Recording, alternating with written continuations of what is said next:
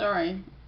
I started recording, then I had to stop because I didn't have the title done. So this is part 69, line 15B, and it's going to be called the SETI FTS Spectroscopy Michelson EPR ESR Earth Magnetic Particles Spin Quantum Mechanics. Okay.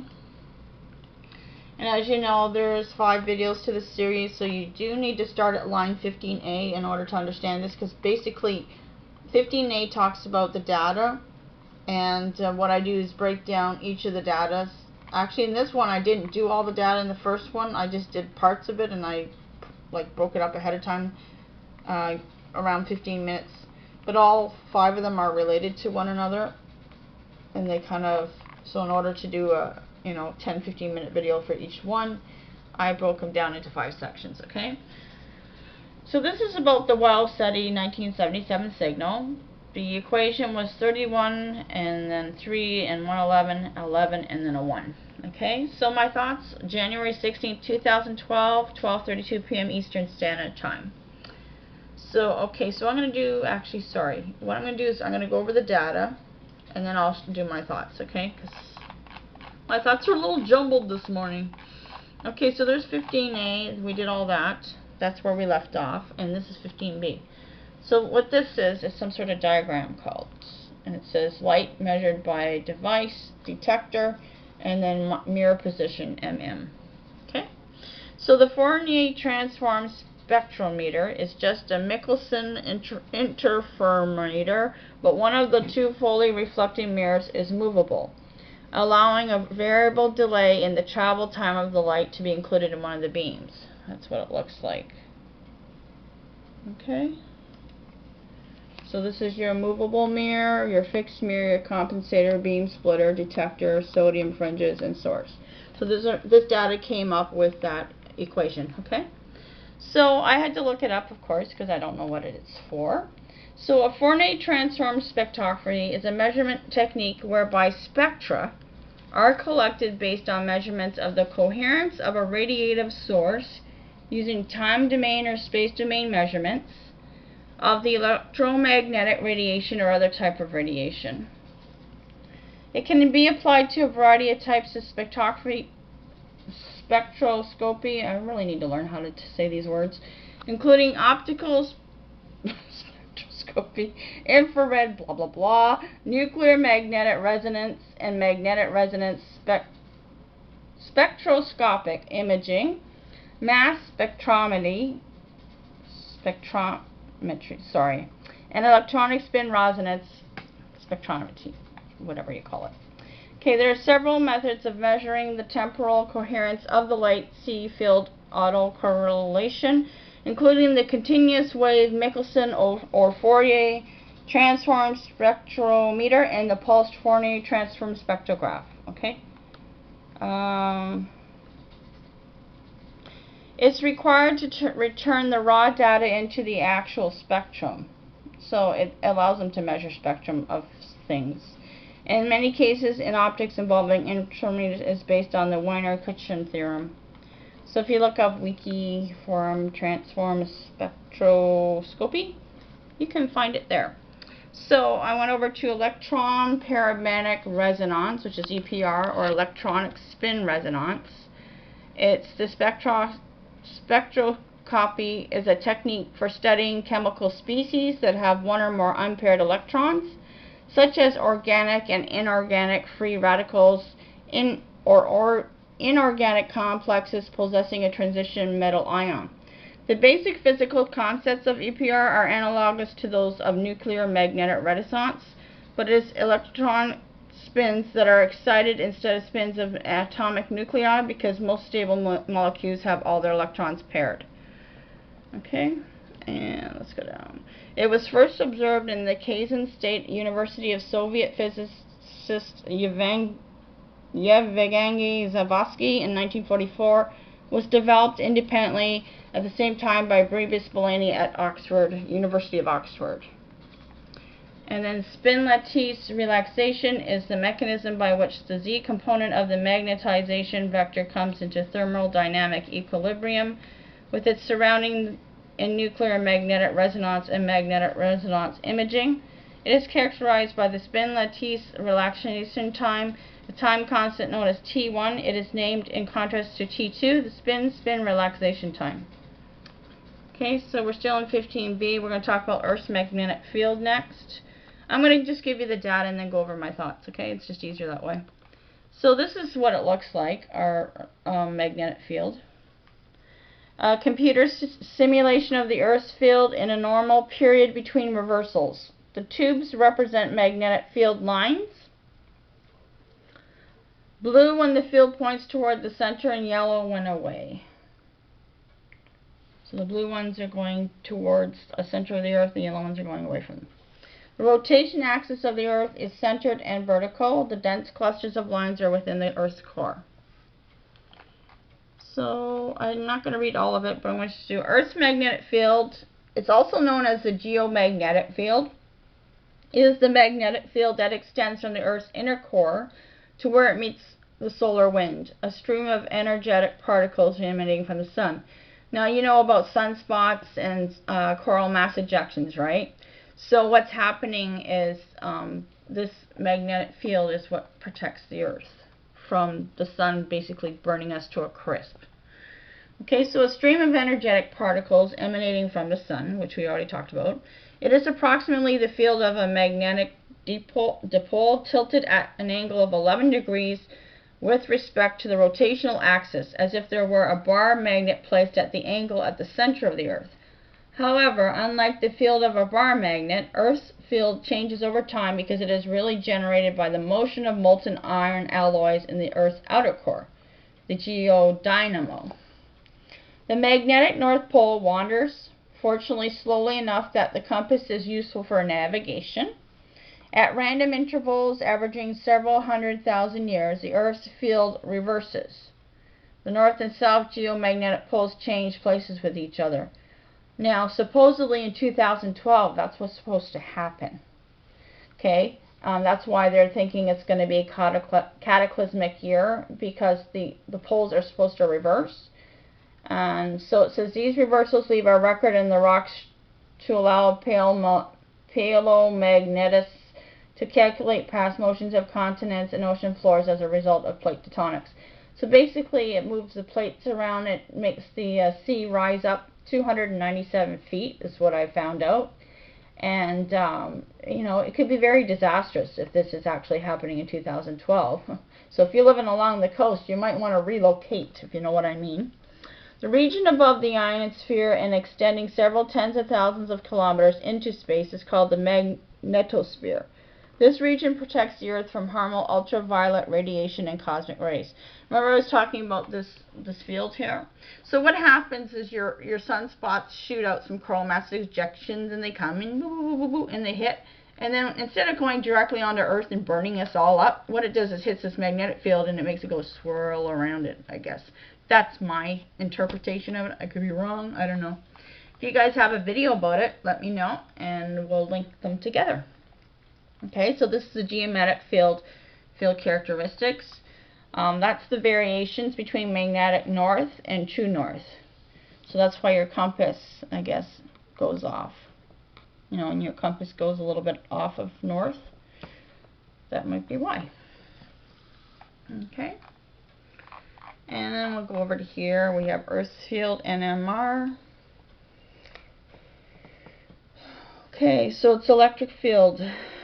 Acronym is EFNMR. See electric field NMR. Nuclear magnetic resonance. NMR. That's what the NMR stands for. I had to know what that was. You know me. Okay, it's in the geomagnetic field. It's conventionally referred to as Earth's field, NMR, EFNMR. EFNMR is a special case of low field NMR, so it's a lower intensity. When a sample is placed in a constant magnetic field and stimulated, perturbed by a pulsed or alternating magnetic field, NMR active nuclei resonate at characteristic frequencies. So you do want to pay attention to this section, and the reason being is when we have asteroids and meteors and comets and stuff passing the Earth or other planets, they come within a certain distance.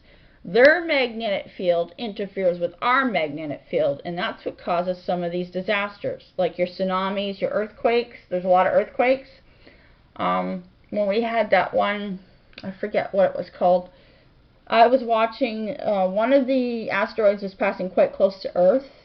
It was between the moon and Earth, and we had 16 volcanoes go off, and a lot of them were dormant, just from that one thing happening. And if, you know, I like watching that on the, I'll have to show you how that thing works. I'll show you the grid map that you can look at, where you can watch stuff happen as things hit the Earth. It's pretty cool. Well, not cool, but you know what I mean. Gives you a heads up of what's going on around the world. Okay? So examples of such nuclei are the isotopes carbon-13 and the hydrogen-1, also referred to as protons. The resonant frequency of each isotope is directly proportional to the strength of the applied magnetic field, and the magnetogyric or gyromagnetic ratio of that isotope. The signal strength is proportional both to the stimulating magnetic field and the number of nuclei of the isotope in the sample. Thus, in the 21 Tesla magnetic field that may be found in high-resolution laboratory NMR spectrometers, protons resonate at 900 millihertz. However, in the Earth's magnetic field, the same nuclei resonate at audio frequencies of around 2 kilohertz and generate very weak signals. So this is a way, so it looks like everything the Earth does makes little radio signals too. So this is probably explains to us why stars make signals too. I didn't know that. This is new to me. I did not know we made radio signals by us, you know, our molecules moving around. Be interesting to listen to what kind of kilohertz you get out of a microwave, right? Because it moves all your molecules around. That's what makes it heat up the food. So the location of a nucleus within a complex molecule affects the chemical environment, i.e. the rotating magnetic fields generated by the other nuclei experienced by the nucleus, thus differentiating hydrocarbon molecules containing NMR active nuclei in different positions within the molecules produce slightly different patterns of resonant frequencies. Okay, as you can see, it's quite extensive here, so I only wanted to read you that just so I could understand it myself with you. Chemical shifts affect NMR.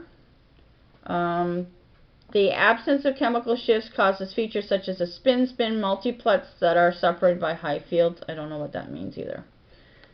I didn't go into that. Okay. Okay. So we'll go over here.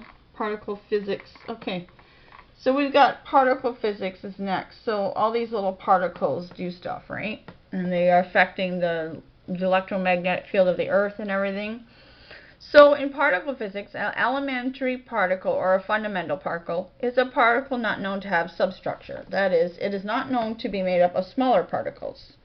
If an elementary particle truly has no substructure, then it is one of the basic building blocks of the universe. So I thought that was interesting. From which all other particles are made. In the standard model, the elementary particles consist of the fundamental fermions, including quarks, leptons, and their antiparticles, and the fundamental bosons, including gauge bosons and Higgs bosons. The reason you want to know these terms is if you're really interested in looking for other planets and stuff with Google Sky, you need to know how to read the spectrum, and you need to know how to find these particular things in that spectrum, because if you have these components in there, it means it's a habitable planet, okay? We'll do more about that later, but that's what that is. So you want to know this stuff, okay? Historically, the hadrons, mesons, and baryons, such as the proton and the neutron, and even whole atoms, were once regarded as elementary particles. So those used to be, I remember back in the 70s, when we discovered all this stuff in school, we learned about protons, neutrons, and atoms, and now there's all these new particles that I was reading recently and thinking, oh my God, you know, they've been busy, you know, making new stuff up here and finding new things, and it's amazing how much we've learned in the last 30 years. There's a central feature in your elementary particle. It's called quanta, which revolutionized the understanding of electromagnetic radiation and brought about quantum mechanics. For mathematical purposes, elementary particles are normally treated as point particles, although some particle theories, as string theory, post it as a physical dimension. So the word spin came up and the word lepton. Now remember that came up in other videos, which I thought was quite interesting. I didn't know what they meant, but I kept track of them. So this is kind of a diagram of elementary particles. You have your matter, your quarks, your leptons, quark and lepton, complementary hadrons, mesons, baryons, nuclei, atoms, and molecules. That's the composite particles. Then the force carriers are gluons, W and Z bosons, photons, gravitons. It says electromagnetism, gravity, and it says weak and strong. So strong gives you quantum cryptomechanics, weak and quantum electrodynamics, quantum gravity. You need gravity to stay on the Earth. Electroweak theory, grand unified theory, theory of everything, forces. Okay, you can find this diagram on Wiki under particle overview. So if you look under Arthur Headbaum is the guy that made this diagram. Thank you very much. I like diagrams. Diagrams are a lot easier to understand stuff, right, rather than words. So this is statistical mechanics. It's got A and then B, A and B. Thermodynamics and kinetic theories. So these are all theories that are coming up. Bose, Einstein, Fermi, Dirac, parastatus, and like all this stuff comes up from that silly equation. Isn't that crazy? So it says spin statistics theorem. And then we'll go over here to this little diagram here.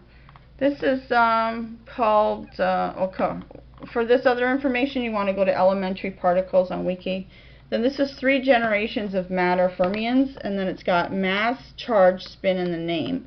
And it's got equations U, C, T, Y, and then it says photon, top, charm, up. I do not know what this stuff means, but I thought it was cool because it had quarks and spin, and it's got leptons, so that's why I grabbed it.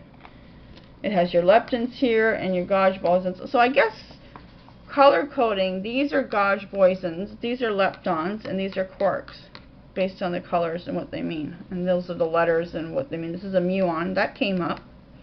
Neutrino. There's the neutrino. You see this little particle here? This one travels faster than the speed of light. They just found it at the end of December 2011, and they are currently doing testing on it in January 2012. They couldn't believe the tests. They literally, I guess it goes against Newton's theory of physics and stuff, so they had to rewrite these theories now. And they're like over 200 theories have showed up within, I'd say, 2 weeks online, where all these scholars and students are trying to figure out, why does this particle go faster than the rest? It blew them away. They actually didn't believe the test when they first got it, and they said, well, no, you have to do another test. That's impossible. This particle cannot travel faster than light. There's nothing that travels faster than light. And then they were like freaked out when they found out, yeah, it does. And then they're all excited. Oh, cool, you know. So this is the standard model of elementary particles, the 12 fundamental fermions and 4 fundamental bosons. Please note that the masses of certain particles are subject to periodic reevaluation by the scientific community. The values currently reflected in this graph